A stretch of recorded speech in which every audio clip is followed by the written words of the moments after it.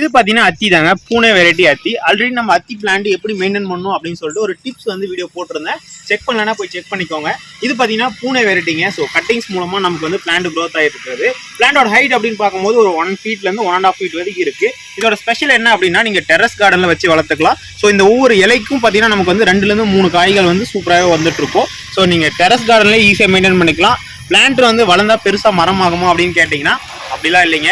Maximum ஹைட்டே வந்து 4 to 5 feet தான். அது கிரவுண்டில் வைக்கும் போது நீங்கள் ஒரு 16 இன்ச் அப்படி இல்லைன்னா ஒரு 8 இன்ச் பாட்டில் வச்சுக்கலாம்.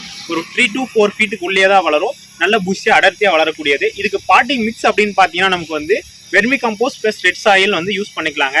நீங்கள் வெர்மி கம்போஸ்ட் வந்து பார்த்தீங்கன்னா ஒரு 1%, ரெட் சாயில் ஒரு 3% யூஸ் பண்ணிக்கலாம். ஒரு 2 months ஒன்ஸ் பார்த்தீங்கன்னா நம்ம ஃபஸ்ட்டு ரீபார்ட் பண்ணி பிளான்டிங் பண்ணிடுங்க. பிளான்டிங் பண்ணது வந்து 3 monthsக்கு அதுக்கப்புறம் மந்த்லி 20 days ஒன்ஸ் பார்த்தீங்கன்னா நம்ம வந்து வெர்மி கம்போஸ்ட் ஒரு 100லேருந்து 150 கிராம் கொடுத்துக்கலாம். ஸோ இதுதான் ஈஸியான டிப்பு. ஸோ வேணுன்றவங்க மறக்காமல் ஃபாலோ பண்ணிவிட்டு செக் பண்ணி பாருங்கள்.